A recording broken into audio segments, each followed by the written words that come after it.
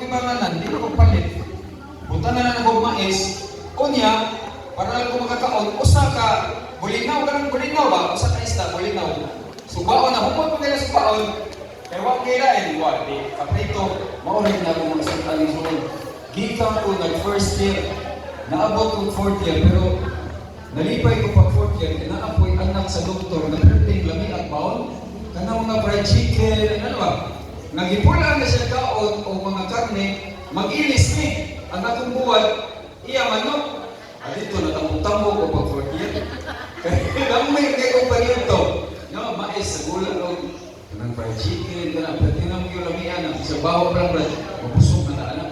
So, inanak kalisod na ako kinabuhin sa una. Pero, nagpatayong yun, nag-antos, muna, nikikaloy nga sa Ginoo, sa among unong kaigsuon, kanang kinamagwanan, kasunod na to, wakit kaawag na mga igsuon, yung nang yun, no? Kaya ang iyang rason, working man ito, ang among trabaho sa Isisayan, kanang tiglimpyo sa Casillas. Grabe man ang estudyante sa una, kanang anak nila Pastor Madrio, at ako ng barkada, si Nuno, sila ipagpuppuan ng ilang ng paslukan o papel ang inudoro, kay para mukla, ikaw ang magpabutuhan na nila. Imagine ang mga igsoon, tanaw, puno sa kanang Pastor Alias ko, sa ano pa yung Pastor Alias ko, kanang sila teammate, no? Mao na mga grupuha, ngayon ipuno sa bawal, ilan ang pabutan niya, inibuto na, mura ginag-Merry Christmas, tuwasi ka na abot sa iling ng galilo-ilo. Kami tiglimpyo ng naigsuon. Working man kami tiglimpyo. Ako igsuon, di magkagunta kay lutaan mo kayo, undang sa eskwela. Wa man nila yung trabaho. Kaya tungkol sa kadaghang working students sa Bisaya, wa nila yung kabutanan at tumisihan mo limpyo.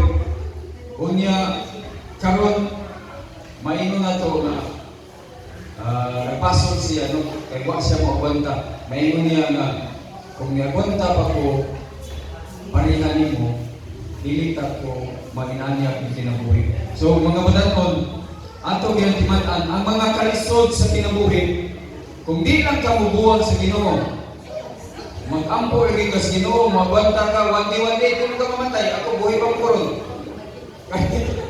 Usahay ka na lagi, kanang tubig ka na inon, unyag, tungkol na lang sa imong pagkapobre, magtinungkoy na lang bunuhay ka, pero para mo kay uwaw. Pero survival kay mo, ha? Ako survival to. Mangayo ko sa mga papel, sa mga kauban, papagaan mo ngaong, mga nagkaroon sila, gawag na, di pa chuy-chuy, di pa kwapo, di ka ano ay magtuwa na mga iso. Pero mga na mga iso, ang atuan sa una nga, naibang ano ng pag-graduate ako, di ko na napapil sa union, kay nakasurvive ko ito, pero pretty ko awagin, no? Pero ang tao upan patanawon, mura kong dato, kay puti mo ko sa una. Kunya, mamunay maming sinina sa dormitory nga biyaan sa presidente. Kanang ako uniform, gikan first year, until 4th year, right? Puro na pinunitan sa dorm. Pero inisuyong na ko, magwapong sa pride, magwapong sa itong natahin-tahin nila. Mga dato, magwapong ko to. Pero hindi lang ito, kaya na. Pero was lagi ko, pinunitan na ito. Mana lang akong Amerikan na. Sige lang to, isulong lang na, mura ko sa dato. Balang ko yung tapos na mura dato po. Maura kita ang pupunan. So mga dato, lagi mong ka-discourage. Kaya mabot ang panahon nga, ma-harvest na ninyo ang inyong pag-antos. So, mauwi na akong ingon sa akong mga anak na di na sa ako gusto ilahang matilawan akong kalisod. So, naninguhangin ko para sa ako ang mga anak, akong asawa. Wala kami ng material things, wala kami ng guwapo kay balay, guwapo kay sakyanan. Maka-afford ko sa una kay abroad man ko, pero akong i-invest sa akong anak. Kaya eskwela, naamsan sila nga sakit na natuon sa kaniyang pagbawag sa lamas ba? Pertinsan dito nagastuhan na sa. Grabe sa niya kong anak, mga sakit natuon, pero way kwarta. No? Kung diha na ko na-invest, kaya ako ang pangandoy nga, dinhi kalimutan na wala ko dinhi. Pero dito sa langit, dato ta sa gugma sa mga anak, dato ta sa rupa sa atong asawa. Mao na gina ako ang pangandoy kay pubrihon ng igugutok, no? Inana na ka ang epekto sa inyong pag-antos. Magtanong paminong, kini inyong nagian ron, wala ni katunga sa nagian sa inyong naginikanan. Wala ni, layo ra gani, sa una way cellphone, no? Karon ang mga batanon, ini way cellphone, maghagis pa. Inana na kalisod. Kani nga akong asawa, pilo ni ka mama. Bago lang din ni siya, nagkita ko 51. Karoon na siya katong pagsugod sa akong eldership. Ang iyang edad nisunod kaysa una akong asawa, edad na 40, ang utok ka ni 16 pa, immature kayo, magpigil din siya akong anak na kinamubangan, si Patricia. Magsilos din siya sa iyang mga anak, kaya na ka-immature akong asawa sa una. Pero sa akong pag-antos, karoon yun, nasantos ko. Ako asawa, pero wala pa mapos sa edad ba? 30 na 30, mature naman na. No, kuha pagid na siya. Pero ang akong point din ni, ang mga batanon o sa mga bagong ninyo, kung mag-antos lang kita, ayaw ko nung na imong kaugalingon. No? Ayaw ko nung na, huna-hunaa ang inyong anak o inyong asawa, inyong pamilya, pinilang kaugangan ninyo, nga atong ginangantusan kay mao na ihatag sa Ginoo. Kanay inyong kinabuhi, yung sa to nga verse, consider it pure joy ang mga pagsulay sa kinabuhi. Karon, manda ko brad, pero wala man. Open forum ka. Kinsa to na kibaw kay ko, yung mga kinikanan nga amahan, inahan, nga naasay mga kiakian na pag-antos, na inyong maingon ba? Kung surrender po, surrender pa ko itong panahon na. Asa na ka ako ang mga anak ko. Asa na ka ako ron. So, unsay may naagian ninyo nga grabe, nga kasurrender ron na rin mo. Nga, maingon mo ba? Patiyan na lang ko ginawa, mga kumaon na lang yun eh.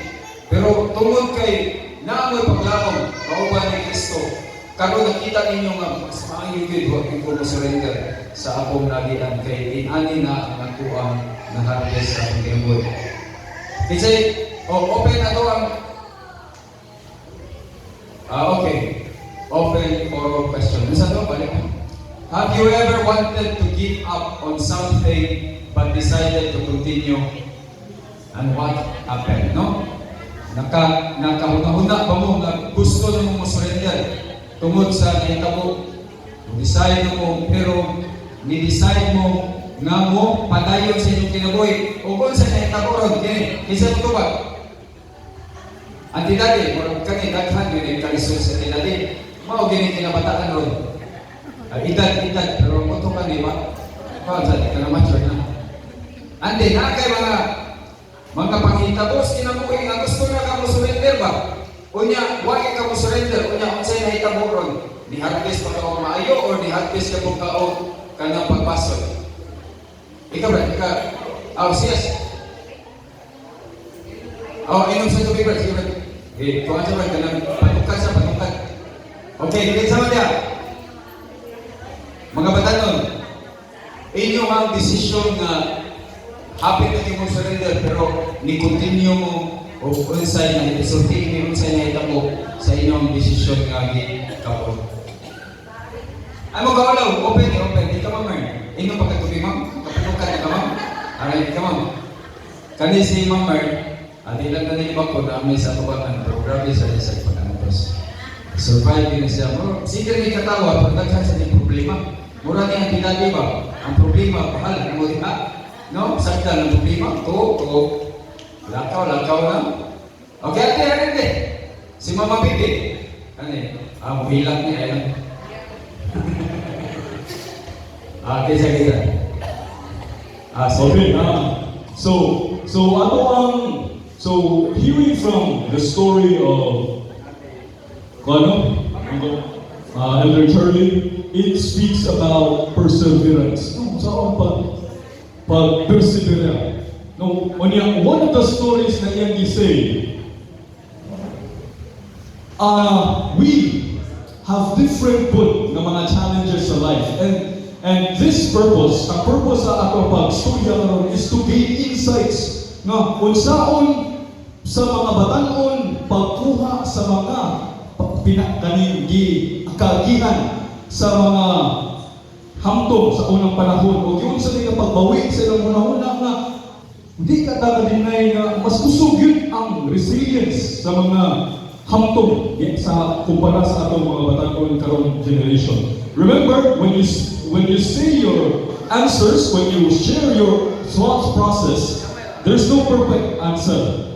So, ayaw mo kaulaw share kay everything you say naami makuha anang nga mga batan-on. Kanya, it will also give us confidence to speak after nga ba storya mo mga kaigsoon. Okay, ato nga hula si Kuya si Angkol.